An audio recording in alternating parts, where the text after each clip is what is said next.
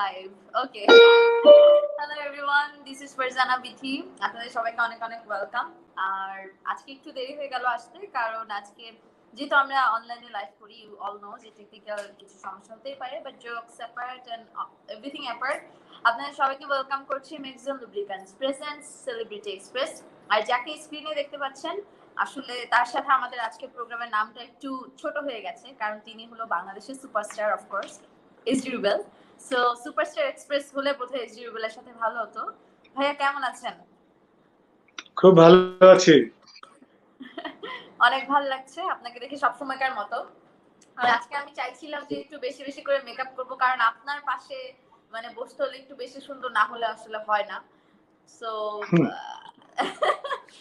আপনি এখন পর্যন্ত যেই সুন্দর আজকে আমাদের বলবো যে এনটিভির এই লাইভটায় আমরা যখন আগে থেকে নিউজ বা পোস্ট করি এনটিভি ভিডিও অনলাইনে তখন দেখা যায় আমাদের অনেক অনেক প্রশ্ন আসে তো সবার একটা কমন প্রশ্ন ছিল যে এসডি রুবেল ভাই এখনো কেন এত সুন্দর এবং কি করে সুন্দর উনি কি খায় এই টাইপের প্রশ্ন আসলে বেশি ছিল তো ওই প্রশ্নগুলোতে আসলে যাব বাট সবার আগে আপনাকে ওয়েলকাম আমাদের প্রোগ্রামে কেমন করে দিনকাল কাটছে বলেন প্রথমেই ধন্যবাদ জানাবো এনটিভি এই যে একটা সুন্দর উদ্যোগ এই যে লাইভের মাধ্যমে আমরা দর্শকদের কাছাকাছি পৌঁছতে পারছি এবং আমি যদি ভুল না করে থাকি এনটিভির ফেসবুক পেজে সম্ভবত 1 কোটি ফলোয়ার্স কোটির উপরে ফলোয়ার্স তো আমার কাছে এটা একটা ভালো লাগার অনুভূতি যে একটা টেলিভিশন এত পপুলার পর্যায়ে চলে গেছে একদম তো তোমাকে এবং প্রোগ্রাম প্রডিউসারকে শুভেচ্ছা এবং অভিনন্দন যে এরকম সুন্দর একটি কনসেপ্ট নিয়ে আগানোর জন্য আর এমনিতে ভালো আছি সব মিলিয়ে এই প্যান্ডেমিকে যেমনটা থাকার কথা আহ আমার কাছে মনে হয় সব মিলিয়ে খুব ভালো আছি এই মানুষটা অনেক পজিটিভ এসডি রুবেল এবং তার ইন্ট্রোডাকশন আমি অন্যভাবে করাতে চাচ্ছিলাম তাকে স্ক্রিনে না রেখে কারণ লাল বেনারসি বললে আসলে সবাই এসডি রুবেলের কথা সবার আগে মাথায় আসে তো আপনার এই যে জনপ্রিয় জনপ্রিয় গান আপনার এখনো বাংলাদেশে আপনি নায়ক গায়ক হ্যাঁ আপনার রিয়েল লাইফে আপনি অনেকের নায়ক এসডি রুবেল আমাদের নায়ক আমার নায়ক এরকম অনেকের কাছে আসলে আমরা শুনি তার বড় কথা হলো যে গায়ক যখন আপনি তখন আসলে অনেকগুলো কথা আসলে মাথায় আসে যে প্রশ্ন মাথায় আসে যে আপনি আসলে গায়ক এসডি রুবেল হয়ে বেশি খুশি নাকি নায়ক এসডি রুবেল হয়ে বেশি খুশি না actually by heart and soul আমি অ্যাকচুয়ালি কালচারাল অ্যাক্টিভিস্ট হ্যাঁ আমি মাঝে মধ্যে বিভিন্ন জায়গায় শুনি যে আপনি আমাকে অনেকে বলে যে আপনি গান সুর করেন গান লিখেন উপন্যাস লিখেন গান করেন আবার আপনি চলচ্চিত্র করেন চলচ্চিত্র পরিচালনা করলেন তো আপনি আপনার কাছে কি মনে হয় যে এতগুলো মাধ্যমে আপনি একা কাজ করার চেষ্টা করছেন এছাড়া তো অনেক মিউজিক ভিডিও করেছি আমি এগুলো ডিরেকশন দিয়েছি এগুলোর পারফর্মার হিসেবে কাজ করেছি নাটক করে প্রযোজনা করেছি পরিচালনা করেছি তো আমার কাছে এই জন্য প্রশ্নের উত্তরটা এরকম যে আমি আসলে হার্ট এন্ড সোল একজন কালচারাল অ্যাক্টিভিস্ট হ্যাঁ তবে আমার এমফেসাইজটা স্টার্টিং এ যেটা ছিল সেটা হয়েছে যে আমি চাঁদপুরে যখন ছিলাম আমি ইন্টারমিডিয়েট পর্যন্ত চাঁদপুরে পড়াশোনা করেছি তারপর আমি ঢাকা ইউনিভার্সিটির আন্ডারে ঢাকা কলেজ থেকে কেমিস্ট্রিতে অনার্স মাস্টার্স করেছি পরবর্তীতে আমি এমফিল শেষ সেমিস্টারে আছি তো যেটা বলতে চাইলাম সেটা হচ্ছে যখন চাঁদপুরে ছিলাম তখন আমি কিন্তু অনূর্ধ্ব 19 3বার জাতীয় ক্রিকেটও খেলেছি তো এখন এটা যখন কারো কাছে বলি অনেকে বলে যে একটা লোক এত কিছুতে কি করে যায় তো আমার কাছে মনে হয় যে সংস্কৃতির এই যে মেলবন্ধন এটাতে আসলে আমার একটা চূড়ান্ত ভালো লাগে কাজ করে যার কারণে আমার কাছে মনে হয় যদিও আমি ফার্স্ট আইডেন্টিটি আমার গায়ক কিন্তু আমি সর্বান্তকরণে একজন কালচারাল অ্যাক্টিভিস্ট হিসেবে নিজেকে পরিচিতিতে স্বাচ্ছন্দ্য বোধ করি একদম ঠিক তাই আরিফ লিখেছেন ভাই আপনারা কথা পরে বলেন আপনাদের কথা শোনা যাবে পরে প্লিজ লাল বেনারসি গানটা শোনান শোনাবো আমরা গান শেষের দিকে একটা দুইটা গান করব অসংখ্য ধন্যবাদ ভাইয়া এত সুন্দর করে বলবার জন্য তো যেটা বলছিলেন যে কেমিস্ট্রিতে আসলে পড়াশোনা করেছেন সেই মানে রসায়নটা আসলে ভালোবাসার রসায়নে পরিণত হলো। তো আপনার জীবনে ভালোবাসার রসায়ন আসলে কতবার ঘটেছে? না, আমার জীবনে তো আমি তো এখনো একটু ইয়াং, আমি মনে করি যে আমি এখনো আসলে স্টিল আমি মনে করি যে আসলে নতুন প্রজন্মের একটা লোক আমি মনে করি। তো আসলে হ্যাঁ, আর আমার কাছে এটা মনে হয় যে যেহেতু কালচারাল অ্যাক্টিভিস্ট, কালচারাল লোকজন যদি সংস্কৃতি হোক, সেটা ছবি হোক, অভিনয় হোক, পরিচালনা হোক, কিংবা গান লেখা হোক, সুর করা হোক, প্রেমে যদি না পড়ে মানুষ, আমার কাছে মনে হয় তার পক্ষে এই অসাম ক্রিয়েশন করাটা ভেরি ডিফিকাল্ট জব। আসলে রোবট লোক দিয়ে আসলে ক্রিয়েশন হয় না আসলে। হ্যাঁ, তো প্রেমে আমি প্রতিদিনই পড়ি, সেটা বিভিন্ন রকম প্রেম হতে পারে, তবে সেটা পজিটিভ সেন্স আমি সবসময় প্রেমে পড়ি। একদম। এবং অনেক আমি to be frank with you, আমি একটা যদি রাস্তায় কিংবা টেলিভিশনে খুব একটা সুন্দর অভিনয় দেখি, হ্যাঁ, একটা সাপোজ আমি বলছি, সেই অভিনয়টা ছেলে হোক আর মেয়েই হোক, হ্যাঁ, তার অভিনয় যদি আমার খুব ভালো লেগে যায়, আমি কিন্তু সেটার প্রেমে পড়ি। হ্যাঁ, সেটা আমার, আমি নিজে নিজে ভাবি, আহ, দারুণ কাজ করলো তো, যদি এটা তো আমার করার যদি সক্ষমতা থাকতো। এটা তো এক ধরনের প্রেম, তাই না? কিংবা যে পারফর্মার, আপেক্ষিক বিষয় ভাইয়া, কারণ প্রেম যে আসলে কখন হয় এবং কখন প্রেমে পড়ে মানুষ, এটা বলা খুব ডিফিকাল্ট।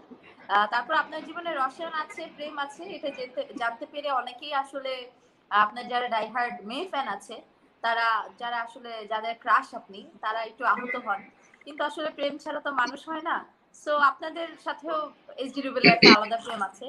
আমাদের অনেক অনেক কমেন্ট চলে এসছে এবং সবাই আসলে আপনাকে গানের রিকোয়েস্ট করছে। তো একজন লিখেছেন, প্রিয় শিল্পী, সবসময় আপনাকে ভালোবাসি, আপনার গানকে সেই 1998 থেকে আজ পর্যন্ত সাথে আছি, ভবিষ্যতেও থাকবো। ভাই আপনি কি একটা গান? Thank you.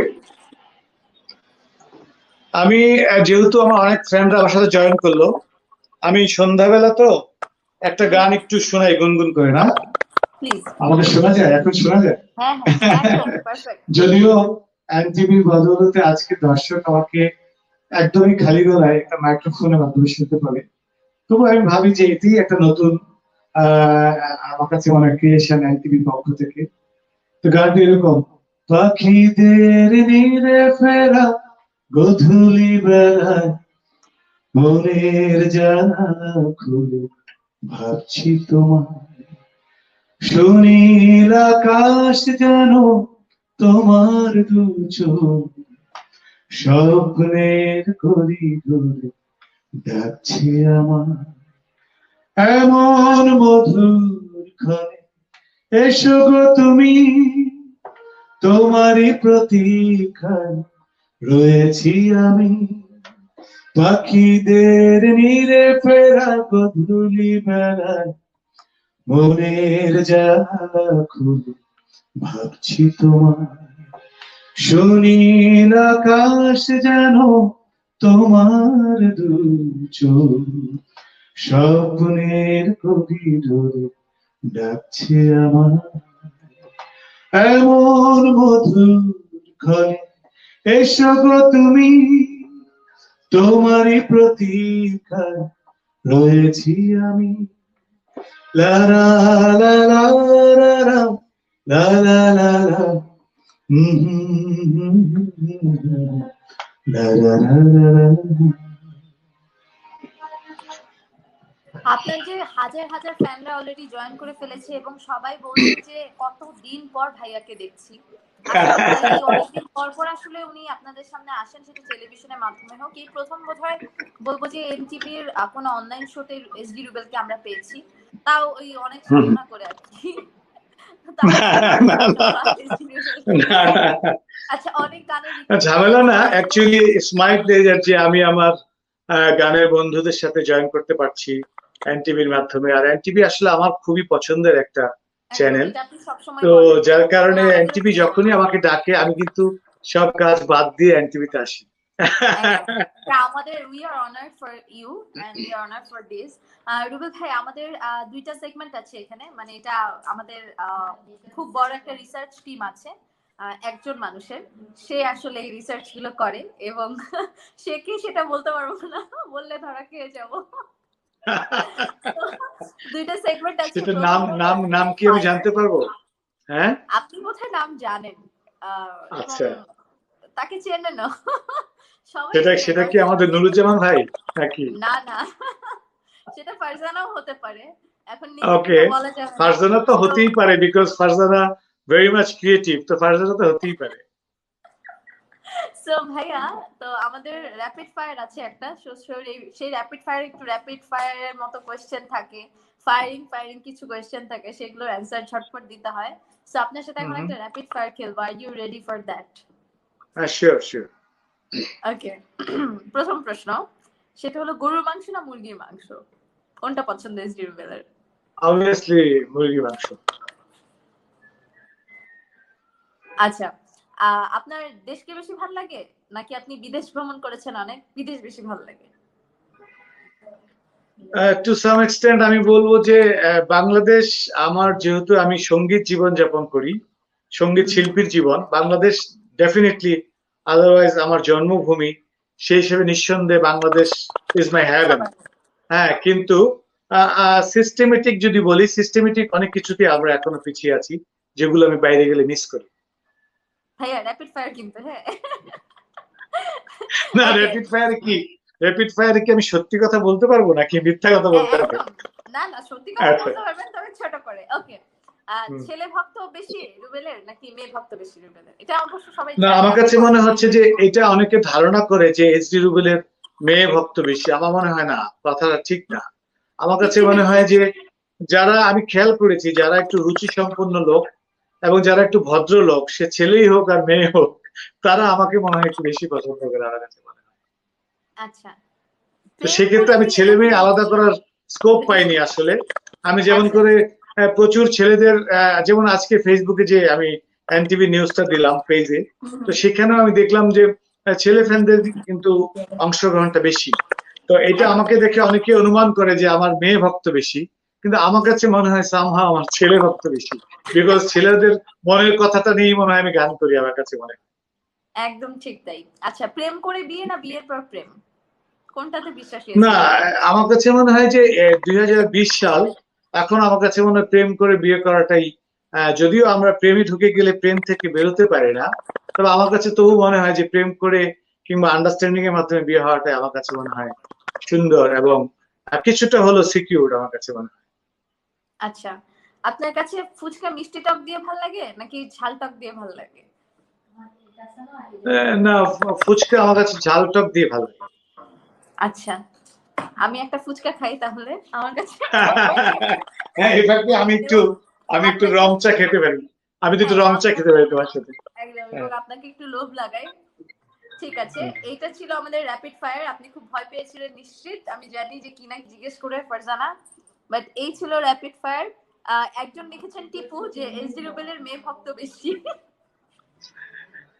না, এটা তারা ধারণা করছে হয়তো, কিন্তু আমি ফেসবুক থেকে যেটা বুঝতে পারি, আমার কাছে মনে হয় এটাও ট্রু যে মেয়েরা একটু শাই, আমাদের দেশে মেয়েরা এখনো অনেক শাই, হয়তো অনেক কথা বলতে পারে না।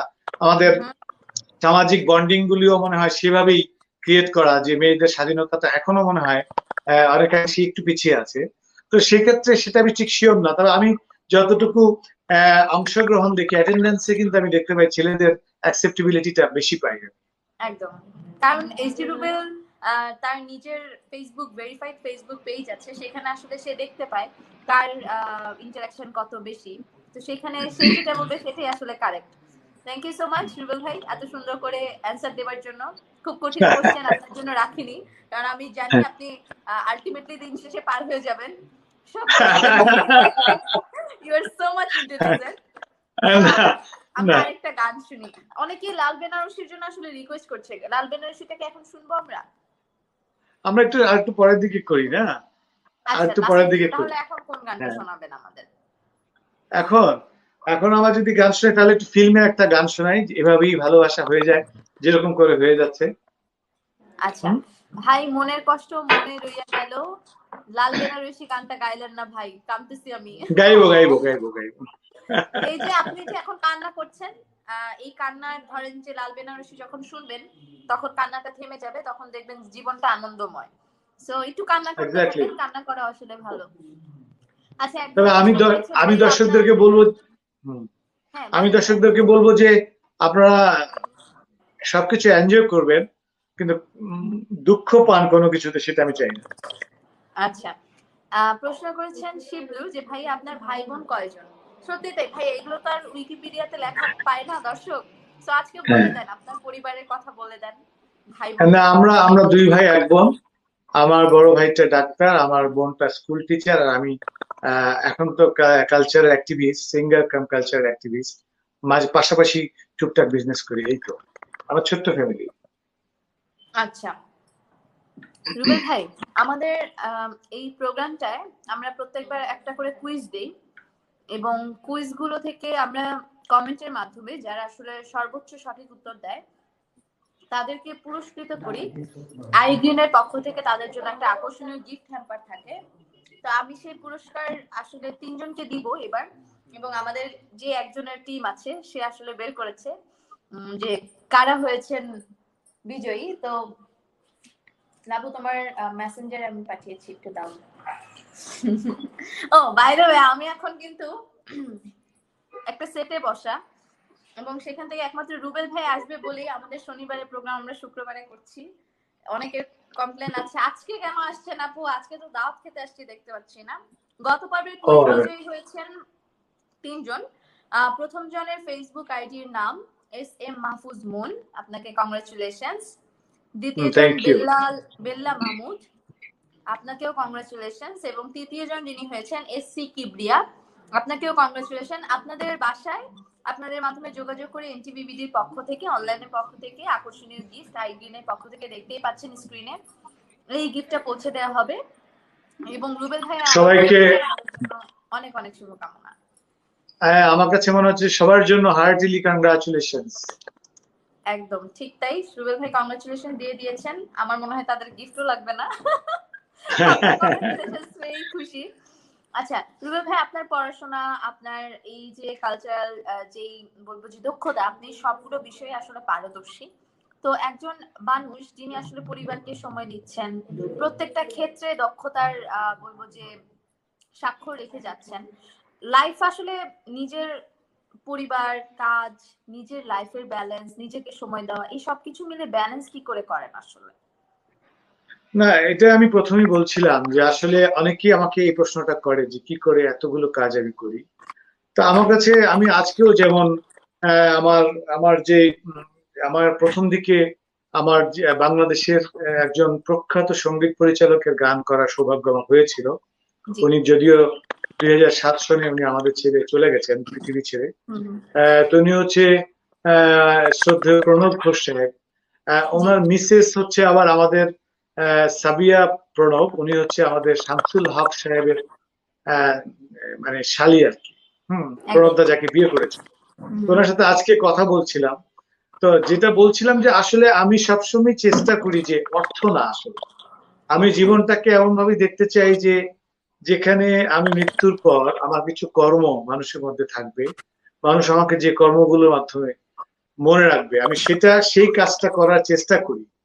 তো আমি তো আসলে আমার স্বপ্ন কিন্তু 17 কোটি টাকার মালিক হওয়া না। আমার স্বপ্নটা হচ্ছে খুব ভালো একজন সিঙ্গার হওয়া ফার্স্ট, দেন আমি যে জিনিসগুলো পছন্দ করি, অভিনয়, পরিচালনা, সোশ্যাল ওয়ার্ক। হ্যাঁ, স্পেশালি আমি কিন্তু প্রচুর সোশ্যাল ওয়ার্ক করি, হ্যাঁ, আন্ডারগ্রাউন্ড। তো আমি সেটা হচ্ছে মানে আমি সেলফ ইন্সপায়ার্ড, আমি কারোর থেকে হেল্প নিয়ে করছি না কিন্তু। তো এই যে কাজগুলো করি, আমার সব এই কাজগুলোতে আমার ভালোবাসা, ভালো লাগা এবং গভীরতা, যার কারণে আমি যেহেতু আগেই বললাম যে আমি 100 কোটি টাকার স্বপ্ন দেখি না, হ্যাঁ, মালিক হওয়ার স্বপ্ন দেখি না। আমি দেখি যে সুন্দর একটা জীবন, স্বাচ্ছন্দ্যময় জীবন, যেটা মানুষের সেবামূলক যদি কোনো কাজে আসি, সেটাই আমার জীবনের অর্জন। তা আমার কাছে মনে হয় এটাকে যদি আমি এস্টাবলিশ করতে চাই, আমাকে নিঃসন্দেহে এটাতে আমার এমফাসাইজ দিতে হবে, এটাতে আমার একাগ্রতা থাকতে হবে। সে একাগ্রতাটুকুর জন্য আমার কাছে মনে হয় যে আমার কাজগুলো মোটামুটি ভাবে মানুষের কাছে অ্যাকসেপ্টেবিলিটি পায়। মোটামুটি না রুবেল ভাই, এটা আমি আমার দৃষ্টিকোণ থেকে বলবো। এসডি রুবেল বাংলাদেশে এমন একটা নাম যাকে আসলে মানুষ শুধুমাত্র নামে না, বলবো যে তার কাজের মাধ্যমে, তার গানের মাধ্যমে, এবং আপনি যেটা বলছিলেন যে সোশ্যাল যে ওয়ার্ক, আপনি মানুষকে আসলে নিজের নাম দিয়ে হেল্প করেন না, আপনি নিজের মনটা এত বড়, তা আপনি আসলে অনেক সময় বেনামেও হেল্প করেন, সেই খবরগুলোও কিন্তু আমাদের কাছে আছে। কারণ আপনি মানুষকে এইচডি রুবেল একজন গায়ক কিংবা নায়ক কিংবা একজন বলবো যে মিডিয়া অ্যাক্টিভিস্ট সেই জায়গা থেকে না, একজন মানুষ হিসেবে মানুষকে হেল্প করা কিংবা মানুষের জন্য হেল্পে আসা, এটা আসলে যার মন অনেক বড় সেই একমাত্র পারে। তো এই জন্য আমার পক্ষ থেকে তো অনেক অনেক বলবো যে ধন্যবাদ আপনাকে, কারণ যারা আসলে এরকম করে চিন্তা করে তাদের জন্যই হয়তো বা বাংলাদেশ একটুকু হলেও বা এক ধাপ হলেও এগিয়ে আসে প্রত্যেকদিন আসলে। তো কিন্তু আমি মনে মনে একটা আফসোস আছে, যদি আরো একটু ভালোভাবে অসহায় মানুষের পাশে থাকতে পারতাম, হ্যাঁ, এটা আমার কাছে, কিংবা কোন একটা সেক্টরকে যদি ডেভেলপ করার চেষ্টা করতে পারতাম আরো ভালোভাবে, কালচারকেও যদি ডেভেলপ করার চেষ্টা করতে পারতাম আরো ভালোভাবে। আমাদের তো আসলে লিমিটেশনস আছে, এটা অস্বীকার করে লাভ নাই। আমরা বাংলাদেশের মানুষ, আমরা ম্যাক্সিমাম পিপল আমরা মধ্যবিত্ত, তো আমাদের লিমিটেশনস আছে। তো সেই লিমিটেশনস গুলোকে যদি ওভারকাম করা যায়, আমার কাছে মনে হয় that would be my biggest pleasure actually. আচ্ছা, একজন কমেন্ট করেছেন এসডি রুবেল বিয়ে করবেন কবে? আমি আমি নেক্সট বিয়েটা যেদিন করব সেদিন ডেটটা আপনাকে জানিয়ে দেবো। আচ্ছা, এবং আমাকেও নিশ্চিত দাওয়াত দিবে। আমি এই যে আজকে যেমন সুন্দর করে শাড়ি পরে এসেছি, আপনাদের সবার অনুরোধ ছিল। না, তোমাকে কিন্তু খুব সুন্দর লাগছে। তোমাকে আমি বলি নাই, বিকজ মানুষ বলবে যে প্রথমেই ফারজানাকে এসডি রুবেল প্রশংসা উপস্থাপকে পটিয়ে ফেলতেছে, এই জন্য বলছি না, বাট তোমাকে আসলে খুব সুন্দর লাগছে। রুবেল ভাই আমাকে আসলে পটানোর কিছু নাই, কারণ রুবেল ভাইকে আমার মনে হয় 3 বছর ধরে আমাদের পরিচয়, এবং রুবেল ভাইয়ের সাথে আমার অনেকগুলো প্রোগ্রাম করা আছে থ্রু এনটিভি। তো রুবেল এবং তুমি খুব সুন্দর করে কথাও বলতে পারো, এটা তোমার একটা অনেক বড় গুণ। তুমি শুধু মানুষ সুন্দর না, কথাও বলো খুব সুন্দর, এটা তোমার অনেক বড় একটা গুণ। Thank you so much. তো এই মানুষটার আমি একজন ভক্ত, তো সে আমাকে প্রশংসা করলে আমার পটপটে যাওয়া কিছু না, আমি আগে থেকেই ভক্ত, আগে থেকেই পটে আছি। আচ্ছা, আমাদের আজকের কুইজটা, আমি দর্শক অনেকক্ষণ আড্ডা দিচ্ছিলাম, ভুলে গিয়েছিলাম আজকের কুইজ বলতে হবে। আমাদের আজকের কুইজটা বলে দিই। আজকের পর্বের কুইজ মেক্সন লুব্রিক্যান্টস প্রেজেন্টস সেলিব্রিটি এক্সপ্রেসের আমাদের আজকের পর্বের কুইজ হলো, বাংলাদেশে প্রথম কোন ব্যক্তি সর্বোচ্চ পর্বতমালা এভারেস্টে আরোহণ করেছিল এবং সফল হয়েছিল? কোনো অপশন নাই, আপনারা সবাই নিশ্চিত নামটা জানেন। যারা যারা আসলে উত্তরটা জানেন তারা তারা সবাই কমেন্ট করতে হবে, এবং বেশি বেশি করে সর্বোচ্চ যে কমেন্টদাতা থাকবেন ভাগ্যবান, তাদের মধ্য থেকে 3 জনকে আমরা অবশ্যই চুজ করব এনটিভি অনলাইনের পক্ষ থেকে, আমাদের প্রোগ্রামের পক্ষ থেকে, এবং তারা পেয়ে যাবেন আই গ্রিনের পক্ষ থেকে আকর্ষণীয় উপহার। আপনি কি জানেন উত্তরটা রুবেল ভাই? হ্যাঁ, ওনার নামটা তো আমি জানি, ওনার নামটা আমি এই মুহূর্তে মনে করতে পারছি। হ্যাঁ, আমি ওনার নামটা আমি জানি, কিন্তু বলা যাবে না। সেটা তো বেশি দিনের ইতিহাস না, অল্প কয়েকদিনের ইতিহাস, আমার তো মনে হয় না 10-12 বছরের বেশি হয়েছে, হ্যাঁ তাই না? আচ্ছা রুবেল ভাই, অনেক অনেক কমেন্ট চলে এসেছে, হাজার হাজার কমেন্ট চলে এসেছে, আর আমি সো সরি যারা আসলে আমাদেরকে দেখছেন, আপনাদের কারো কমেন্ট ওভাবে পড়তে পারছি না, ট্রাই করছি, কারণ রুবেল ভাইয়ের এত এত ফ্যান, এইচডি রুবেলের এত এত ফ্যান, এত কমেন্ট আসছে, এটা আসলে আমার এই 1 ঘন্টার প্রোগ্রামে মানে পড়ে দেওয়া সম্ভব না। আমি আগেই আপনাদের কাছে দুঃখিত, ক্ষমা প্রার্থী, যে আমি আসলে আড্ডা দিতে দিতে ভুলে গেছি, ব্যাপারটা এরকম না, কাউকে আসলে কষ্ট দিতে চাইছি না, তাই কমেন্ট খুব কম পড়ছি। রুবেল ভাই, আমরা একটা গান শুনি আপনার কাছ থেকে বরং। এবার আসলে আমি একটা গান করার চেষ্টা করছি, এটা আমার একটা রোমান্টিক গান আছে, মিষ্টি গান। মন যেন এক মায়াবী পাখি, মন যেন এক মায়াবী পাখি, তার বন্দি রাখা যায় না। মন যেন এক মায়াবী পাখি, তার বন্দি রাখা যায় না। ছুটে সে যেখানে আছে ভালোবাসার ঠিকানা, মন যেন এক মায়াবী পাখি, তার বন্দি রাখা যায় না। মনের দামে মন কিনে স্বর্গ করে রচনা, স্বপ্ন নয় চরে খোঁজে সুখেরই সে ঠিকানা। ও মনের দামে মন কিনে স্বর্গ করে রচনা, স্বপ্ন নয় চরে খোঁজে সুখেরই সে ঠিকানা। যতই তারে রাখি না ধরে বাধা সে তো মানে না। মন যেন এক মায়াবী পাখি, তারে বন্দি রাখা যায় না। মন যেন এক মায়াবী পাখি, তারে বন্দি রাখা যায় না। ছুটে সে যেখানে আছে ভালোবাসার ঠিকানা। মন যেন এক মায়াবী পাখি, তার বন্দি রাখা যায় না।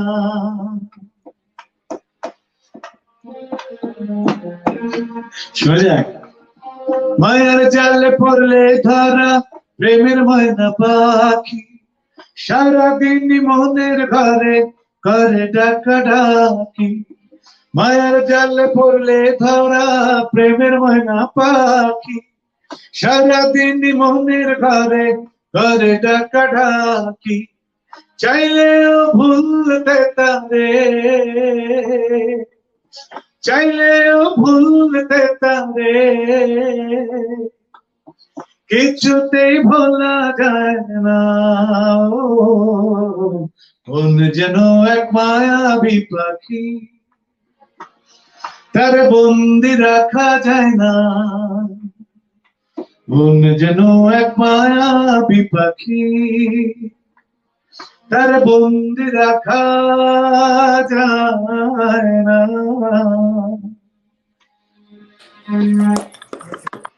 আমি সো গ্ল্যাড যে আমাদের এখানে মাইক্রোফোন মিউটের একটা ব্যাপার আছে, কারণ আমি গান গাইছিলাম, আমি তো বেশ শুরু আমাকে শুনতে পাইনি। But this is one of my favorite song of yours, Rubel ভাই, thank you so much. Thank you. এবং আমার খুব ভালো লাগে যে এই গানটা দেলোয়ার হোসেন দুলুর লেখা এবং আমার সুর করা যে কটা হিট গান এটার মধ্যে এটা আমার সুর করা একটা হিট গান, এটা দর্শকদের অনেক পছন্দের গান। এই জন্য গানটা একটু শোনালাম দর্শকদের। আচ্ছা, একজনে অনেক বড় একটা কমেন্ট করেছে, ভাইয়া যখন মন খারাপ থাকে তখন আপনার গান শুনে মন প্রফুল্ল হয়ে যায়। আমি আপনার একজন অন্ধ ভক্ত, কখন আপনার গান রিলিজ হবে অপেক্ষায় থাকি। আপনি গায়ক হিসেবে যেমন অসাধারণ, তেমনি মানুষ হিসেবে অসাধারণ। আচ্ছা, এরপরে যেটা লিখেছে সেটা হলো ভাইয়া ভাবিকে একটু লাইভে দেখাবেন। এই যে দিলেন তো একটা স্পয়লার মেরে, যে কমেন্টটা করলেন। লাইভ হলো সেলিব্রিটি এক্সপ্রেস, আর আমাদের সাথে আছেন সুপারস্টার। এমনিই আমরা অলরেডি কিন্তু মানে বেশি বেশি পেয়ে গেছি তার কাছ থেকে, হ্যাঁ, কারণ আমাদের সেলিব্রিটি এক্সপ্রেস একজন সুপারস্টার এসেছেন, এটা আমাদের জন্য অনেক বড় পাওয়া। তার উপর যদি আরো কাউকে আপনি যোগ করতে বলেন লাইভে, এটা তো হবে না। তবে আমি একেবারে নিরাশ করতে চাই না। আপনারা যদি আমার একটা ভেরিফাইড পেজ আছে, এসডি রুবেল পেজ লিখলেই পেয়ে যাবেন। সেটাতে অবশ্য আমার মিসেসের সাথে আমার একটা ছবি আছে, সেখানে দেখতে পাবেন। এই তো অ্যানসার পেয়ে গেছি। ওকে, তার মানে এখন যে প্রশ্নটা আসলে করতে চাইছিলাম সেটা অ্যানসার আসলে সেটা অ্যানসার পেয়ে গেছি। একজন প্রশ্ন করেছিল, ভাইয়া are you dating someone? So প্রশ্নই আসে না, প্রশ্নই আসে না। অলরাইট ভাইয়া, ইরাক থেকে দেখছেন, সুদূর সৌদি আরব থেকে দেখছেন, দুবাই থেকে একজন আছেন, সিঙ্গাপুর থেকে একজন দেখছেন, মালয়েশিয়া থেকে দেখছেন, কাতার থেকে দেখছেন 12 জন।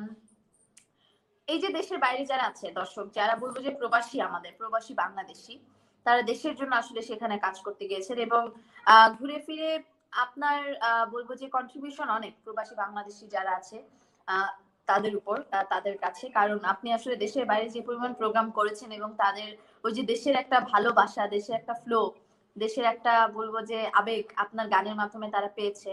যখন দেশের বাইরে শো করতে গিয়েছেন, এরকম দেশের বাইরে শো করতে গিয়ে কোনো মজার স্মৃতি আছে কিনা যেটা কখনো কোথাও শেয়ার করেননি, আজকে ফারজানার সাথে শেয়ার করবেন?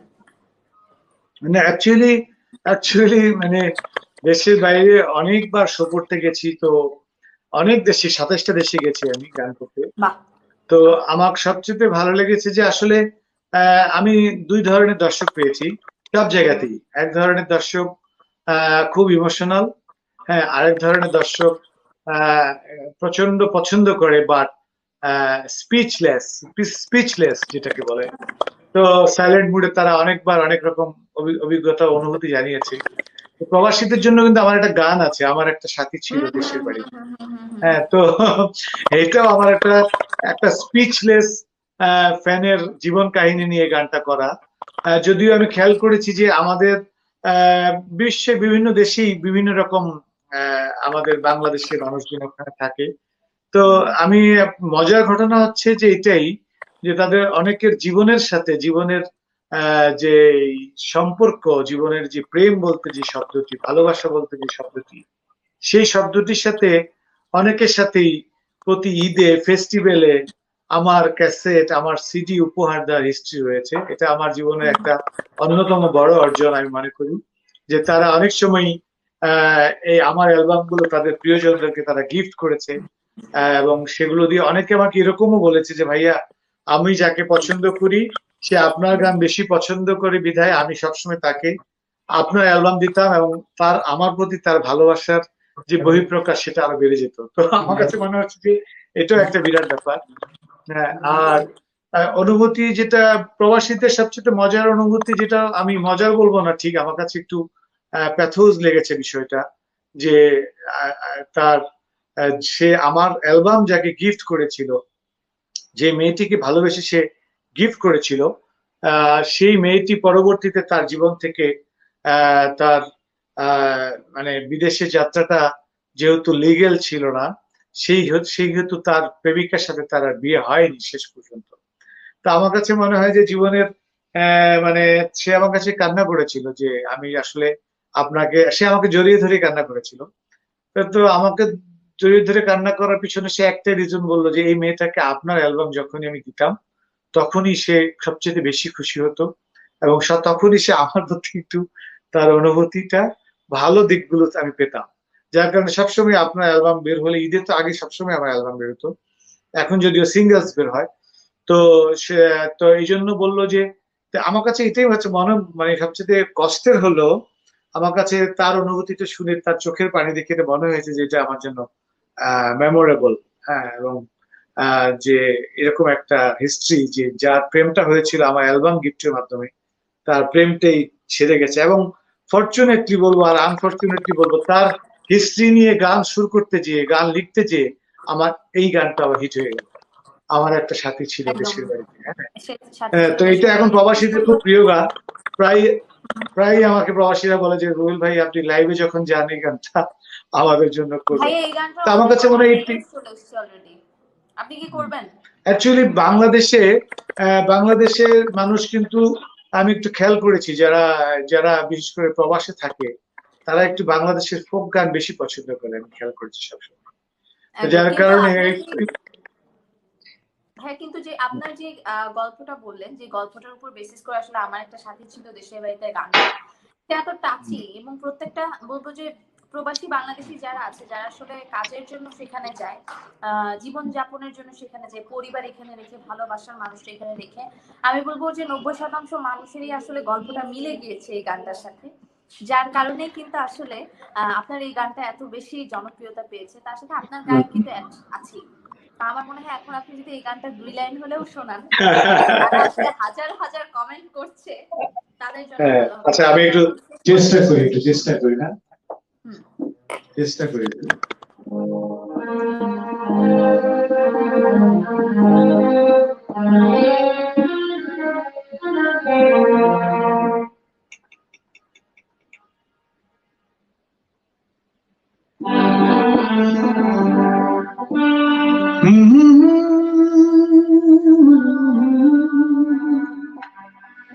La la la.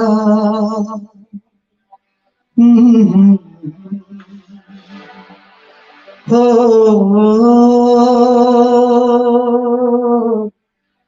la la la la la.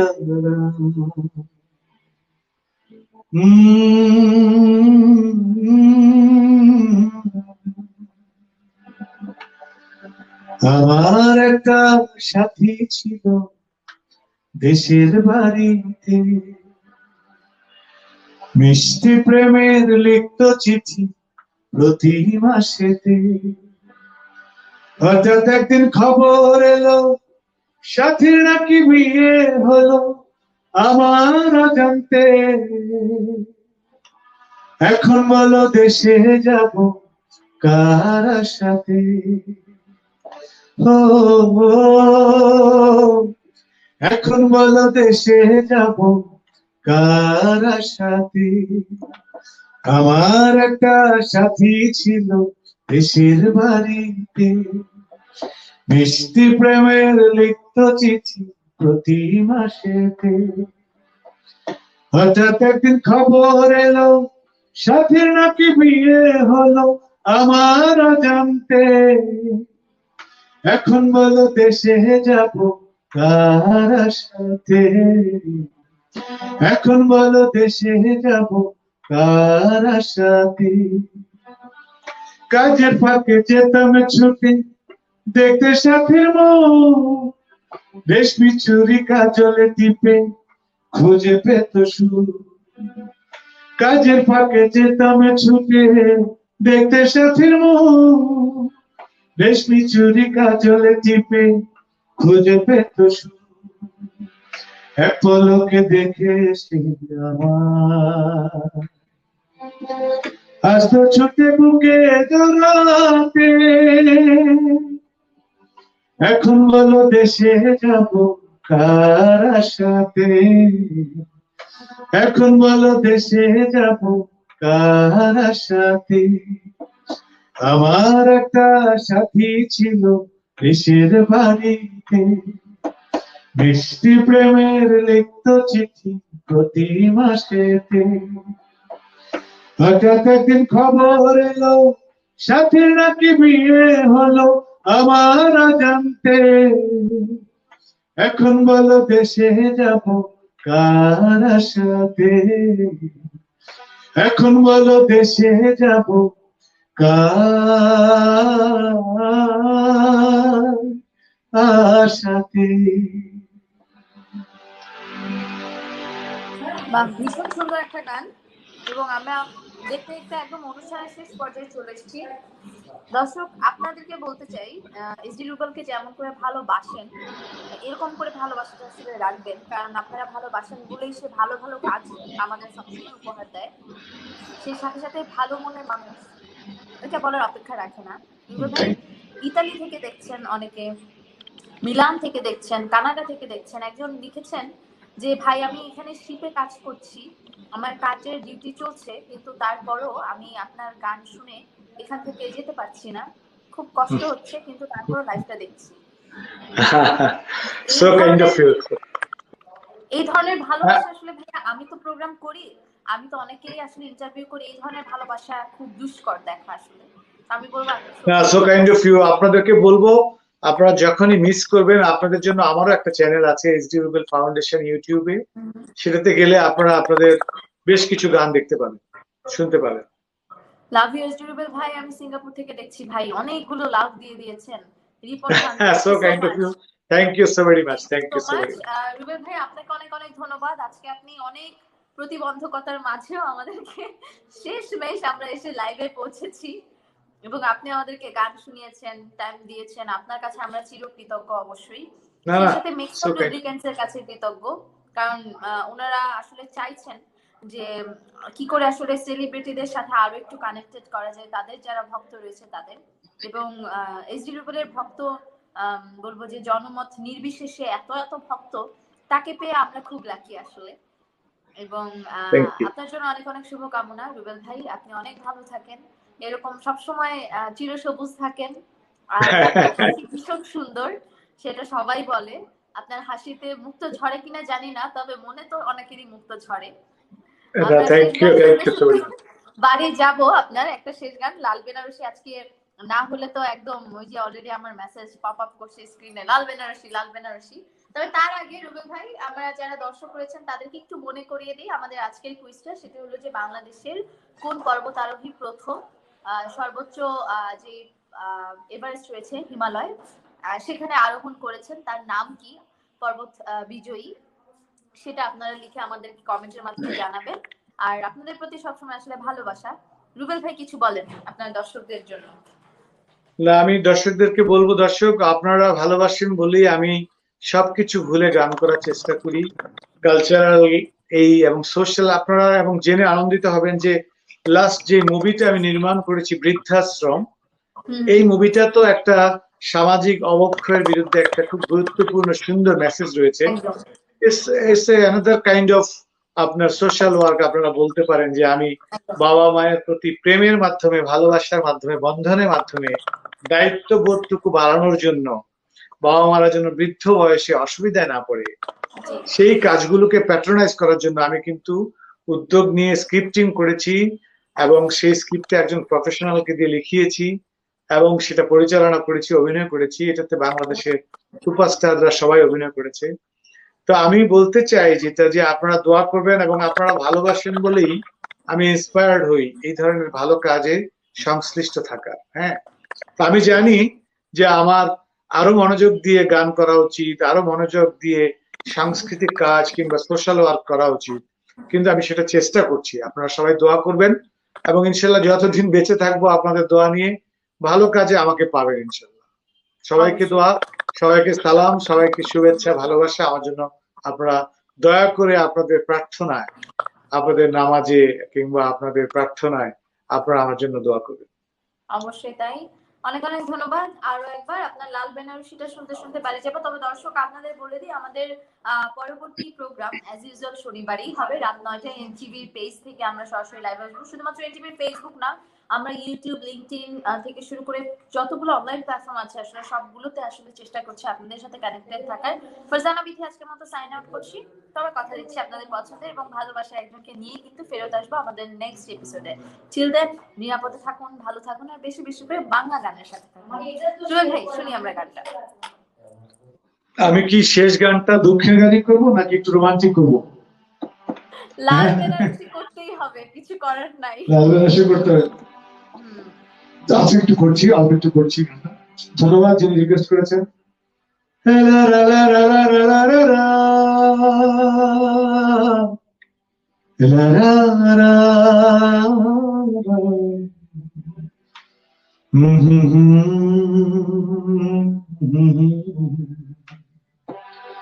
La la la la la la. La la la la la la la la. Da da da da. La la la la la la la. লাল বেনারসি জড়িয়ে তুমি যে আমার সীমানাটা ছাড়িয়ে গেলে, হারানো দিনের মতো তুমি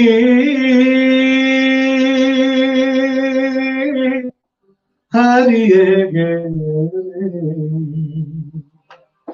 তুমি হারিয়ে গেলে। লাল বেনারসি জড়িয়ে তুমি যে আমার সীমানাটা ছাড়িয়ে গেলে। কি অপরাধ ছিল বলো তো আমার, দু চোখে আধার তুমি দিলে উপহার। কি অপরাধ ছিল বলো তো আমার, দু চোখে আধার তুমি দিলে উপহার। সব শর্ত তুমি নিজের হাতে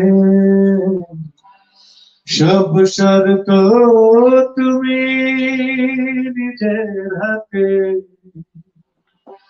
গুলিয়ে দিলে, হারানো তীরের মতো তুমি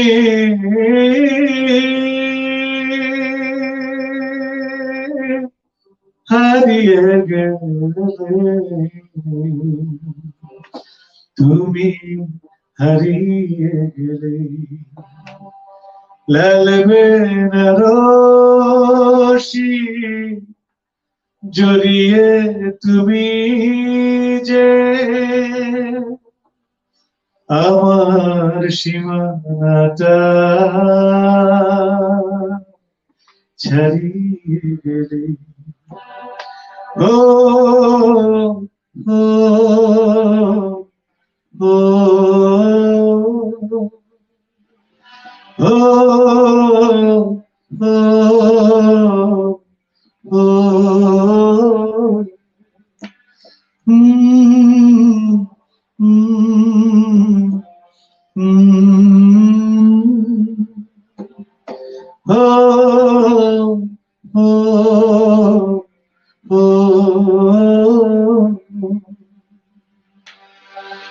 সবাইকে অনেক অনেক ধন্যবাদ, শুভেচ্ছা, ভালোবাসা।